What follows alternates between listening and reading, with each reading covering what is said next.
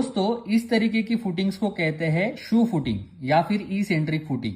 तो जब भी हमारे जो भी कॉलम्स प्लॉट बाउंड्री पे आते हैं या फिर प्लॉट फेस पे आते हैं तो उस टाइम इस तरीके की शू फुटिंग प्रोवाइड की जाती है ताकि हमारी जो फुटिंग है वो हमारे प्लॉट एरिया में ही रहे, उस जो हमारा एडजेसेंट प्लॉट है उसके एरिया में ना जाए।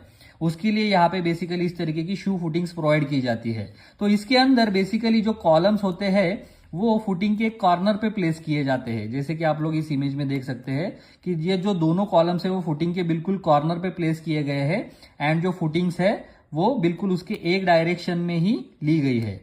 तो इन तरीके की फुटिंग्स को कहते हैं शू फुटिंग। दोस्तों इस तरीके की फुटिंग्स को कहते हैं शू फुटिंग या फिर ई सेंट्रिक फुटिंग।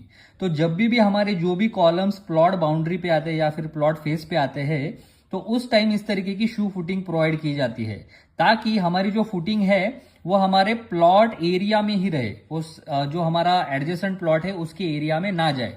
उसके लिए यहाँ पे बेसिकली इस तरीके की शू फुटिंग्स प्रोवाइड की जाती है। तो इसके अंदर बेसिकली जो कॉलम्स होते हैं वो फुटिंग के कॉर्नर पे प्लेस किए जाते हैं, जैसे कि आप लोग इस इमेज में देख सकते हैं कि ये जो दोनों कॉलम्स है वो फुटिंग के बिल्कुल कॉर्नर पे प्लेस किए गए हैं एंड जो फुटिंग्स है वो बिल्कुल उसके एक डायरेक्शन में ही ली गई है।